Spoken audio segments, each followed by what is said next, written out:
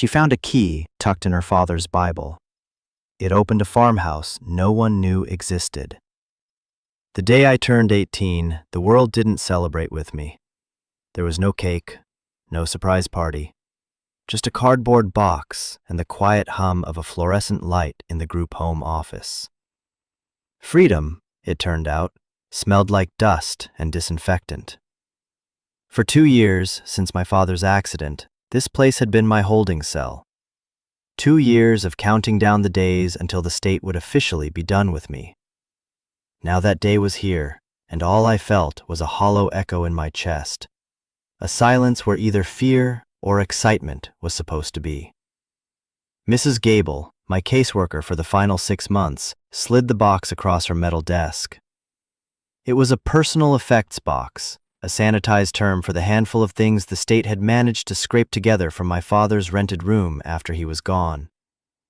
I'd never been allowed to have it before. Minors can't own things, not really. They can only borrow them until they're old enough to be given the wreckage. "This is it, Maya," she said, her voice flat, tired. It was a voice that had processed hundreds of kids just like me. We were paperwork, not people. I nodded, not trusting my own voice. Inside the box was a worn flannel shirt that still faintly smelled of sawdust and him, a cracked leather wallet with $3 and a faded picture of my mother, and his Bible. It was a cheap paperback, the cover soft and peeling from years of use. He wasn't a religious man, not in the church-going sense, but he'd read it sometimes, quiet in the corner of whatever small apartment we were living in at the time. He said it was the only thing his own mother had left him. It felt like the only real inheritance I had. I took the box and signed the papers that released me into the wild. I was officially an adult, with a final stipend check for $500, a bus pass to the city, and a list of transitional housing shelters that were probably already full. If you know what it's like to stand on a threshold like that, with everything and nothing ahead of you, stick with me. Hit subscribe, because this is a space for stories like ours. I spent that first night of freedom on a bus, heading toward a future that felt like a blank, gray wall. I didn't sleep. I just held that box on my lap, the corners digging into my legs. Under the dim, flickering bus lights, I took out the Bible. I don't know what I was looking for. Comfort, maybe. A sign. A final word from him.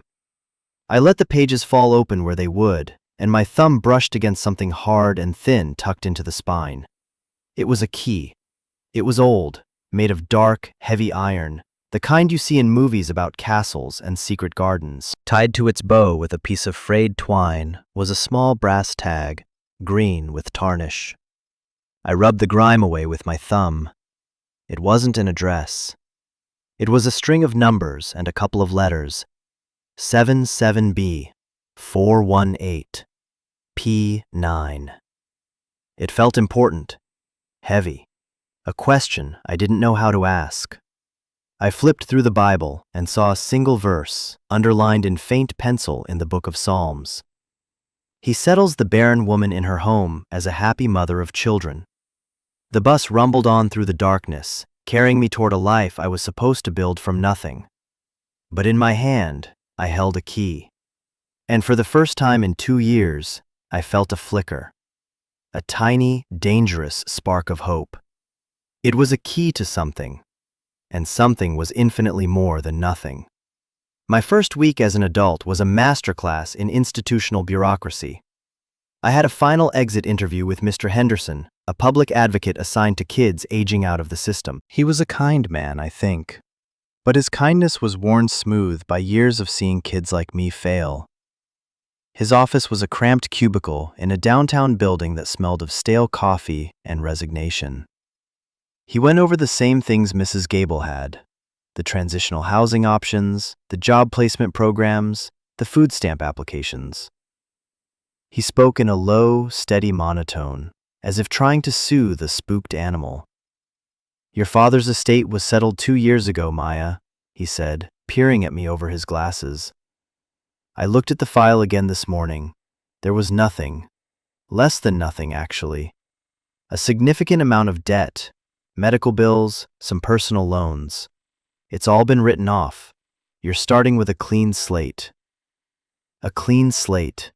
It sounded so positive, so full of American promise. But all I heard was empty. A slate wiped so clean there was nothing left of my father at all. I reached into my pocket and pulled out the key. I placed it on the desk between us. The brass tag made a small, dull clink against the faux wood. "I found this," I said. "It was in his Bible. Do you think it's for a storage unit or a safe deposit box?" He picked it up, turned it over in his palm. His expression didn't change.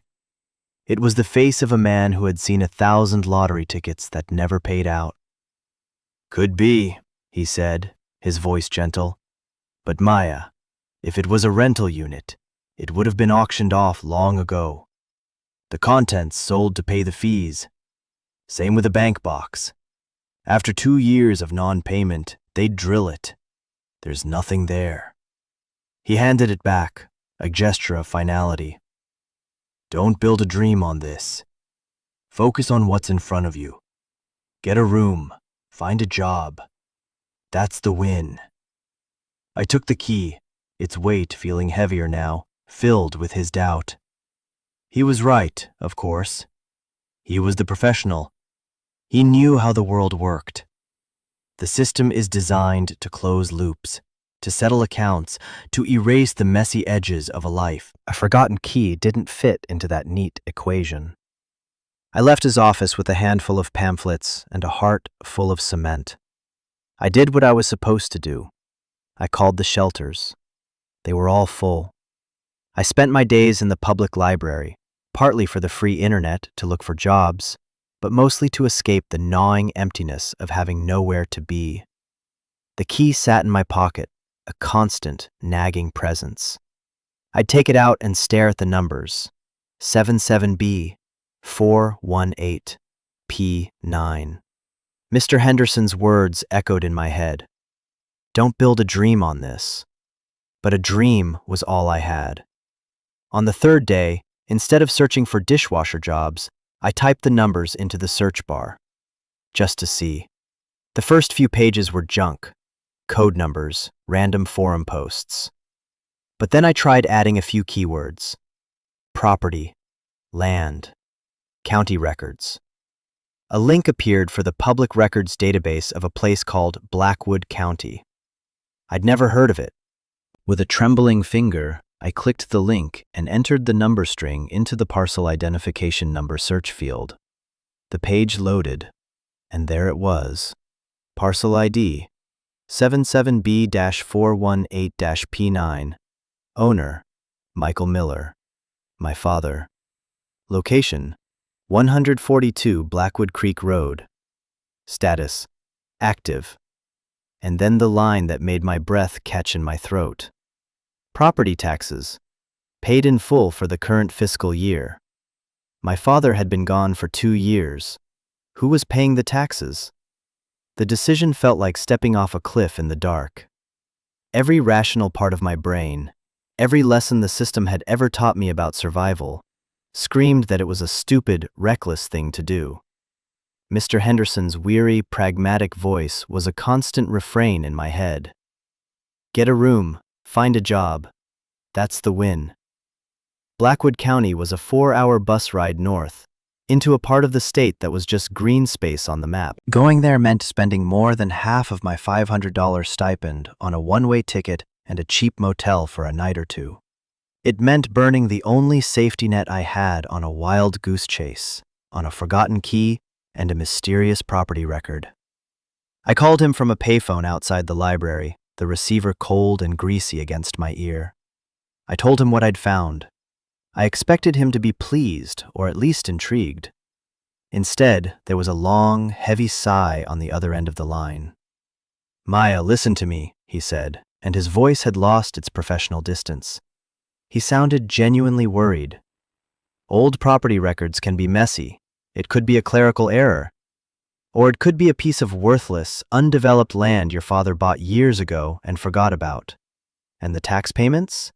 It could be an automatic payment he set up, still drawing from a forgotten account that's about to run dry. Please, don't go up there. There's nothing for you there. But what if there is? I whispered, my voice small against the city traffic roaring past. What if it's something? Something is usually just another word for trouble, he said softly. You have a chance to start fresh here. Don't trade it for a ghost. I hung up the phone, his words leaving a chill on my skin. He was trying to protect me, I knew that. He was trying to protect me from the one thing the system fears most. False hope. False hope leads to disappointment, and disappointment leads to giving up. It was safer to have no hope at all. But I couldn't shake the image of that line on the computer screen. Paid in full. Someone, somewhere, was keeping this place alive. My father's name was still attached to a piece of this world, a piece of dirt, and maybe, just maybe, a home. That night, I slept on a bench in the bus station, my backpack for a pillow and the key clutched in my fist. I bought my ticket the next morning. The bus was old, the seats patched with duct tape, and it groaned its way out of the city and into the sprawling green of the countryside. I watched the skyscrapers shrink and disappear, replaced by strip malls, then fields, then dense forests. With every mile, I felt like I was traveling backward in time. The air that came through the open window started to smell of pine and damp earth instead of exhaust fumes. I was terrified. But underneath the terror, a strange calm was settling over me. For the first time in my life, I was moving towards something that was mine to discover, not somewhere I was being sent. I was making a choice. It might be the wrong one, but it was mine. When the bus finally pulled into Blackwood Creek, it wasn't so much a town as a crossroads with a gas station, a general store with a sagging porch, and a post office. That was it. I was the only one who got off. The bus hissed away, leaving me in a profound and intimidating silence, broken only by the chirping of crickets. The world felt huge and empty. I was a tiny, insignificant speck. My life back in the city, the group home, Mr. Henderson, it all felt like it was on another planet. I was completely and utterly alone, and I had never felt so free. The man behind the counter at the general store had a face like a road map of the county and hands stained with what looked like motor oil. He watched me with wary, curious eyes as I bought a bottle of water and a bag of chips, the first things I'd eaten all day. "You're not from around here," he said. It wasn't a question. "No, sir," I said. "I'm looking for a place. Blackwood Creek Road?" He grunted, leaning on the counter. "That's a ways out. 5-6 miles. Road turns to dirt about halfway. Nobody's lived out at the end of it for years. Not since Old Man Miller passed." My heart hammered against my ribs. "Miller?" "Yeah. Quiet fella, kept to himself. Died a couple years back, they said. Place has been sitting empty ever since." He squinted at me. "You family?" "Something like that," I said, my voice tight. He gave me a long, searching look, then seemed to decide I wasn't a threat. He wiped his hands on a rag and pointed out the dusty front window. "Go on down this road till you see the old covered bridge. Cross it, and that's Blackwood Creek Road. Just keep walking. Can't miss it. It's the last house there is." The walk was long. The pavement gave way to gravel, and then to a packed dirt road that was more like 2 deep ruts with a line of weeds down the middle. The sun was high and hot, and the silence was unnerving. There were no cars, no people, just the buzz of insects and the rustle of leaves in the endless trees that crowded the road. I felt small, exposed. Every snapped twig in the woods sounded like a footstep. I thought about Mr. Henderson's warning. Something is usually just another word for trouble. Was I walking toward trouble? Or was I walking home? After what felt like hours, the trees thinned and the road opened into a clearing. And there it was. The house was small, a simple wooden farmhouse that might have been white once, but was now the color of old bones, the paint peeling away in long strips. The roof of the porch sagged on one side, and the windows were dark, vacant eyes. The fields around it were overgrown with weeds and wildflowers, a riot of untamed life. It looked sad and forgotten. It looked like how I felt. My breath caught. This was it. This was the place from the public records. My father's house. I walked up the 3 rickety steps to the porch, my footsteps loud in the stillness. A faded welcome mat lay curled and half buried in leaves. I reached into my pocket, my fingers trembling as I pulled out the iron key. It looked ancient, like it belonged to another world. I pushed it into the lock. It slid in perfectly. For a moment, I just stood there, my hand on the key, afraid to turn it. What if Mr. Henderson was right? What if inside was just rot and ruin, a metaphor for all my broken hopes? What if it was just an empty box? I took a deep breath, smelling the dust and the damp wood of the porch. Then I turned the key. There was a loud, grating click that echoed in the quiet afternoon. The lock had seized. I pushed the heavy wooden door. It groaned open on rusty hinges, revealing a dark, still interior. The air that rolled out was cool and musty, smelling of trapped time, of old paper and wood and dust. It didn't smell of decay. It smelled of sleep. I stepped across the threshold, and the door swung slowly shut behind me, plunging me into shadow. My eyes adjusted slowly. I was in a small living room. Every piece of furniture, a sofa, an armchair, a coffee table, was draped in a white sheet, making them look like a family of ghosts. A thick layer of dust covered every surface, sparkling in the thin shafts of sunlight that pierced through the grimy windows. It was a time capsule, untouched, preserved, waiting. I moved through the house like a ghost myself, my feet silent on the dusty floorboards. The air was thick with stillness, the kind that settles in a place that has been left to grieve alone. I lifted the corner of a sheet from the sofa. The fabric underneath was a faded floral pattern, clean and unworn. In the small kitchen, a kettle sat on the stove, and a single mug was in the drying rack by the sink. It was as if someone had just stepped out for a moment and never come back. The house wasn't empty, it was paused. In the back was a small bedroom, a simple iron bed frame, a nightstand, a wooden wardrobe. This must have been his room. It was painfully sparse. There was nothing personal here, no photos, no clutter. It felt more like a monk's cell than a home. The loneliness of it was a physical weight in the air. I imagined him here, alone, in this overwhelming quiet. Why? Why would he have this place and leave me in a series of cramped city apartments and then, finally, in the custody of strangers? The question was a raw ache in my chest. The last room was a small study, barely more than a closet, containing a simple wooden desk and a chair. This felt different. This felt like the heart of the house.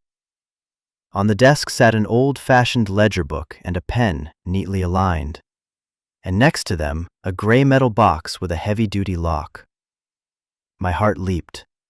I tried the iron key from the front door, but it was too large. Of course it was. Nothing could be that simple. I ran my fingers over the cold metal of the box, a new wave of frustration and desperation washing over me. I was so close. The answers had to be in there. Then I saw it.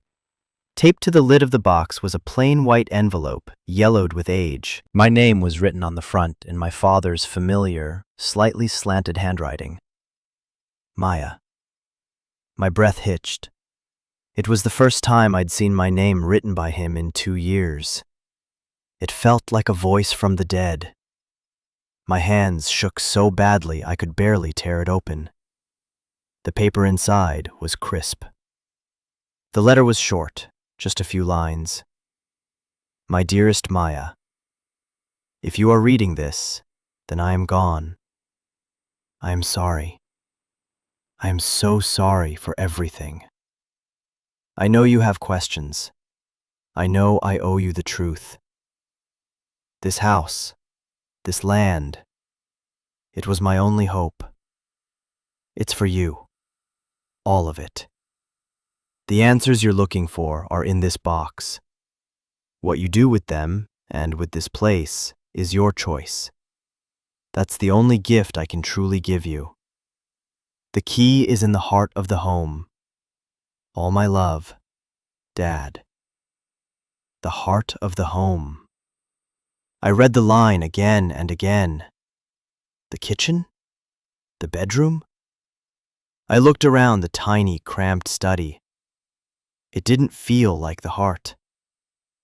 I walked back into the main living area. In the center of the far wall was a stone fireplace, its mouth dark and full of old ash. It was the biggest, most solid thing in the house. It was its anchor, the heart of the home. I knelt on the dusty hearth, my pulse thudding in my ears. I ran my hands over the cool, rough-hewn stones surrounding the opening. One of them, on the left side, felt slightly loose. I wiggled it. It shifted. I pulled, and the brick came free from the wall with a soft scraping sound. And there, nestled in the dark cavity behind it, was another key. It was smaller than the first, made of brass, and it shone dully in the dim light. It was the key to the box. I carried the metal box to the front porch, needing the fresh air, the connection to the living world. The sun was beginning to dip lower, casting long shadows across the overgrown fields. The world was painted in gold and orange. I sat on the top step, the box on my lap, and fitted the small brass key into the lock. It turned with a satisfying click. I lifted the lid. The box was full. On top was a small, worn bank passbook. I opened it. The last entry was from a week before my father's death. The balance was just over $20,000. I stared at the number, unable to process it. It was more money than I had ever imagined seeing in one place. It was a fortune. It was a new life. Underneath the bank book were official-looking documents. The deed to the property, clear and free, in my name. And under that, a stack of letters, tied with the same kind of rough twine that had been on the first key. There were at least a dozen of them, all in his handwriting, all addressed to me. I untied the bundle. The first letter was dated shortly after I had been placed in foster care. My hands were shaking as I began to read. My Maya. They told you I had to go away for a while, that I couldn't take care of you. That's the story we agreed on. It's a lie. It's the hardest lie I will ever have to tell. The truth is, I couldn't keep you because I had to protect you. The story that unfolded in his letters shattered the world I thought I knew. My grandfather, a man I'd never met, had been a gambler. He'd borrowed money from very dangerous men, using this small farm, the only thing our family had ever owned, as collateral. When he died, the debt passed to my father. It was a crushing, impossible amount. He worked every job he could find, but he was barely making a dent in the interest. The men he owed were not patient. They threatened him. They threatened to hurt him, and to hurt the one thing he loved more than anything, me. I saw them watching you at the playground, Maya. I saw their car parked outside your school. That's when I knew I had to do something drastic. I couldn't run, they would have found us. I couldn't pay them.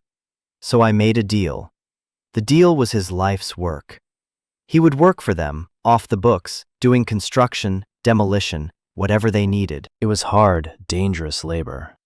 In exchange, they would leave me alone, as long as I was a ward of the state, as long as he had officially given me up.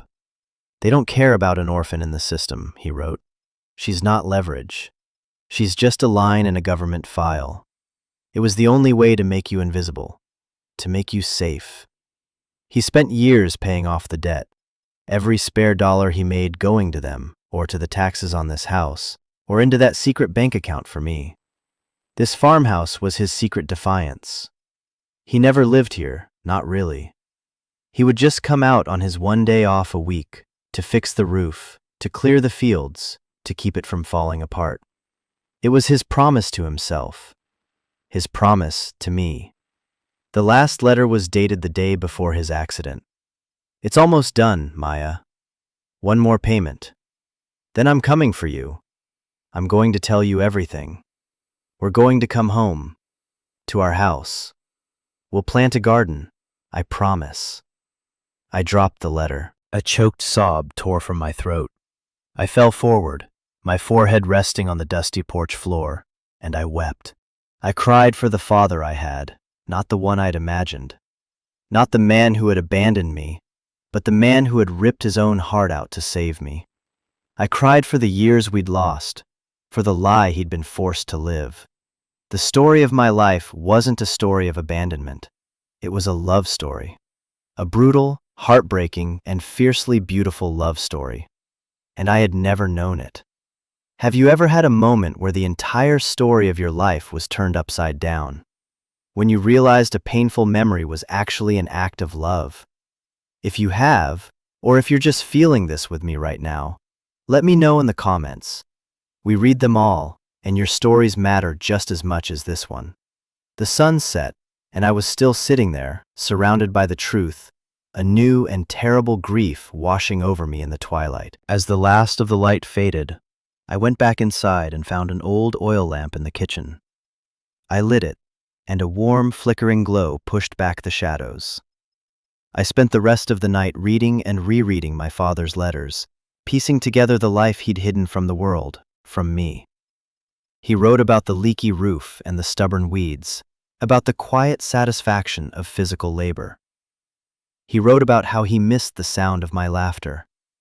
He wrote about his dreams for our future in this house. The letters were his real life, the only place he could be a father. Tucked into the bottom of the box was one last thing, a thick manila envelope with no name on it. I opened it. It was filled with a different kind of correspondence. These were not letters of love, but of intimidation. They were from a development corporation called Apex Holdings. For the past 5 years, they had been trying to buy this land. The first letters were polite, standard corporate offers, but they grew more aggressive over time. They wanted the land to build luxury vacation homes. My father's property was the last holdout in a large parcel they were trying to assemble. His small farm was in their way. He had ignored them all. The final letter was different.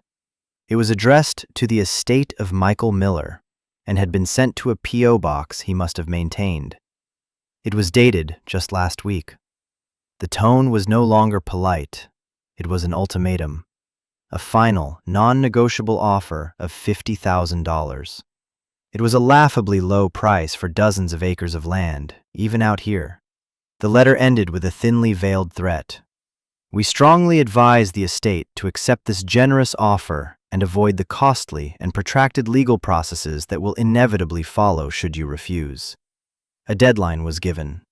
I had 2 weeks to respond. The letter lay on the table, a snake in my newfound Eden. I felt a cold dread seep into my bones. The men my father had owed were gone, but a new monster had taken their place. A corporate monster with deep pockets and an army of lawyers. Suddenly, the $20,000 in the bank account felt like nothing. The choice was brutally clear. I could take the money from the bank, accept Apex's lowball offer, and walk away with $70,000. I could go anywhere, start over, be safe. It was the smart thing to do. It was the choice Mr. Henderson would tell me to make in a heartbeat. Don't trade it for a ghost, he'd said. Or I could stay. I could fight for this place. This house built of secrets and sacrifice. This land that was the only thing my father had ever truly owned. Selling it felt like selling his memory. It felt like saying his sacrifice didn't matter. It felt like abandoning him, just as I had once thought he had abandoned me. I spent that night not sleeping in the bed, but curled up in the dusty armchair in the living room, the letters clutched to my chest. The house was silent around me, but it felt full of his presence, his struggle, his hope. Could I just let it go? Could I let it be bulldozed and turned into soulless vacation homes for rich people from the city? By the time the sun rose, casting a pale gray light through the dirty windows, I knew the answer. My father had spent his life fighting for this place. He had given up everything for it, for me. I wouldn't be the one to surrender. I wasn't running anymore. This was my home, and I was going to fight for it. The next morning, I walked the 6 miles back to town. The journey felt different this time. I wasn't a lost girl searching for a ghost. I was a woman with a purpose. My feet felt planted on the ground. My father's story was now my story, and it lived in this soil, in these trees, in the very air I was breathing. I found the payphone outside the general store and called Mr. Henderson. I used a precious handful of quarters, feeding them into the slot as the phone rang. When he answered, his voice was thick with sleep and concern. "Maya, where are you? Are you okay?" "I'm okay, Mr. Henderson," I said, my own voice surprising me with its steadiness. "I'm more than okay. I'm in Blackwood Creek, and you were wrong. There is something here." I told him everything. About the house, the letters, the money, the sacrifice. I told him about Apex Holdings and their threatening letter. I could hear him breathing on the other end of the line, just listening. When I was done, there was a long silence. "Maya," he finally said, and his voice was heavy. It's an incredible story. Your father was a remarkable man. But this changes my advice. It doesn't change the reality. These development companies are predators. They will bury you in legal fees. They will drain that $20,000 before you even see a courtroom. Take their offer. Take the $70,000 and build a life for yourself. It's what your father would have wanted." "No," I said firmly. "He would have wanted me to have the choice. He said so in his last letter, and I'm choosing to stay. I'm not asking for your advice on whether to fight, Mr. Henderson. I'm asking for your help." There was another pause. I could almost hear the gears turning in his head, the pragmatist wrestling with the advocate. "I'm not a real estate lawyer, Maya." "I know, but you're smart. You know the system. You can at least look into them for me, can't you? Tell me what I'm up against." I heard him sigh, but it was a different kind of sigh this time. It wasn't one of resignation. It was one of reluctant engagement. "All right," he said. "All right, Maya. I'll look into Apex Holdings. No promises, but I'll see what I can find. In the meantime, don't sign anything. Don't even talk to them. Understand?" "I understand," I said, a wave of relief so powerful it made my knees weak. I had an ally. It was a start. I spent the rest of my money at the general store on supplies. Buckets, sponges, soap, a broom, and enough non-perishable food to last a week. The store owner, the gruff man from before, watched me pile the items on the counter. His name, I learned from the stitched patch on his shirt, was Gus. "Looks like you're moving in," he said, raising an eyebrow. "Looks like I am," I replied, meeting his gaze. He rang up my purchases, his movements slow and deliberate. "Place needs a lot of work," he offered. "I've got time," I said. He nodded, a flicker of something, respect, maybe, in his eyes. As he packed my groceries into a cardboard box, a woman came in. She had kind eyes and graying hair tied back in a scarf.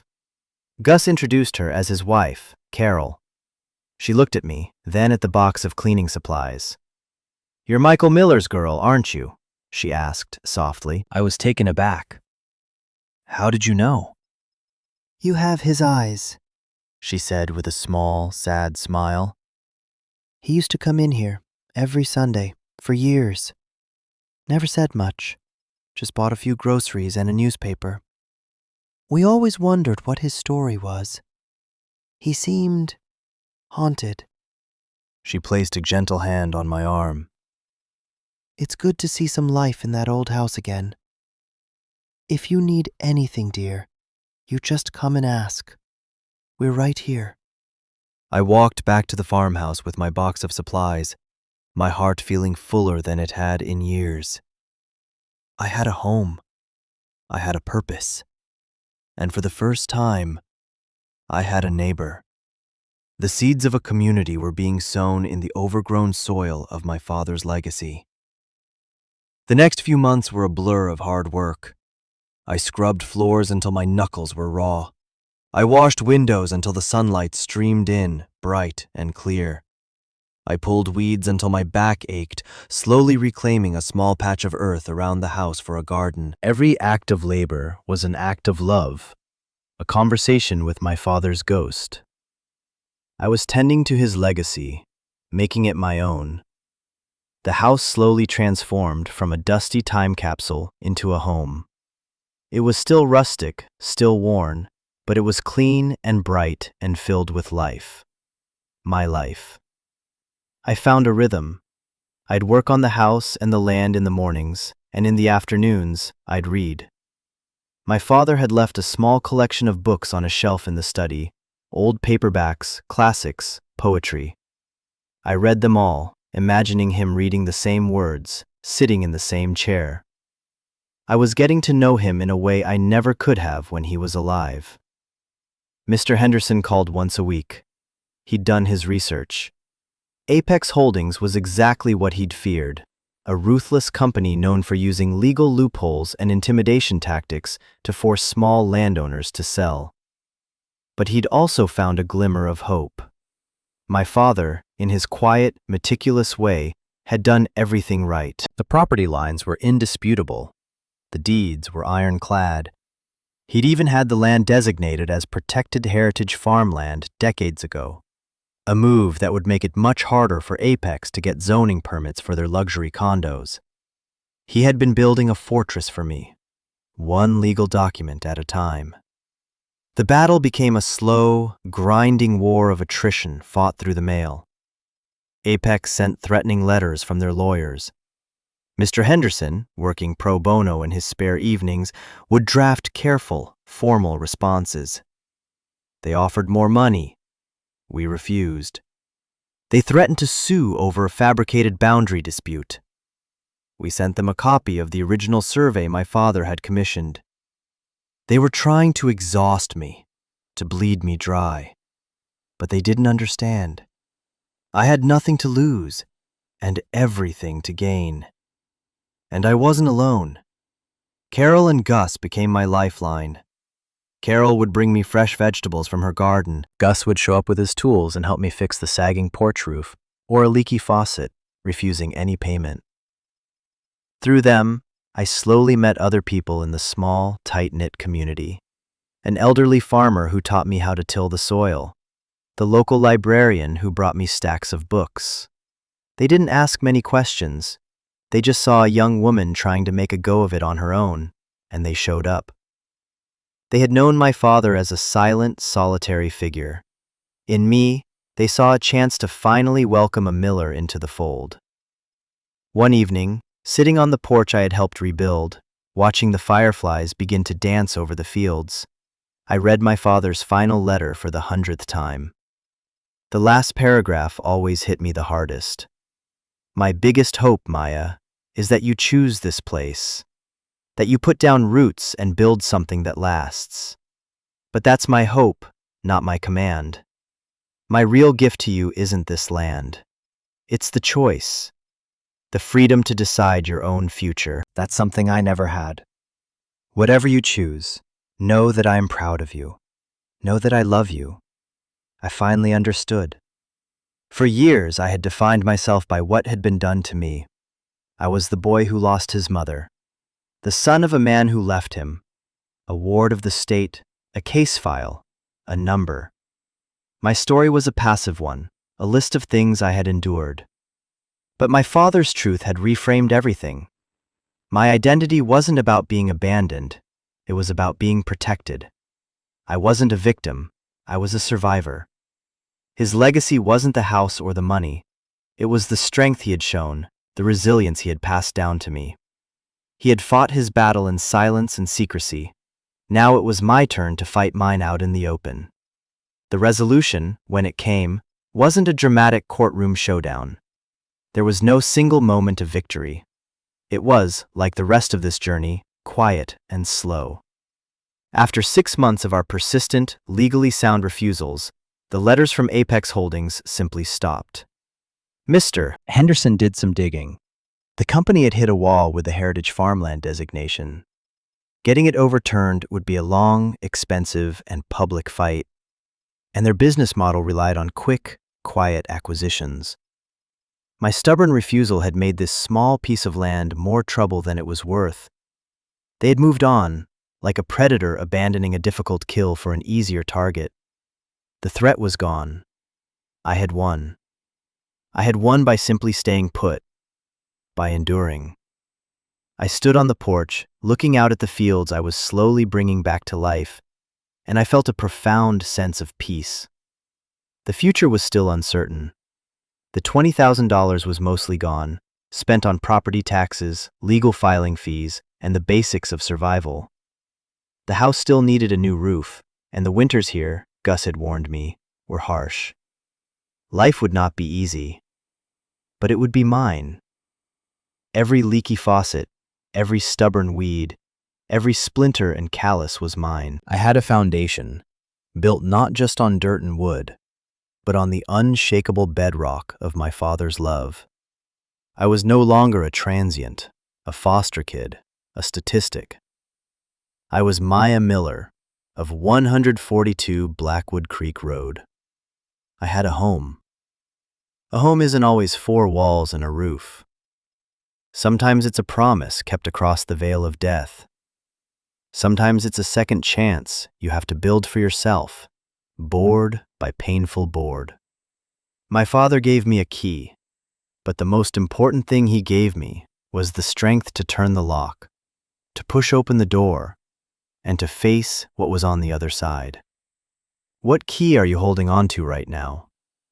What door are you afraid to open? The answers we search for are often waiting for us in the very places we're most afraid to look. If this story meant something to you, if it made you think about your own inheritance, not of money, but of strength, of love, of difficult choices, then please subscribe and become part of this community.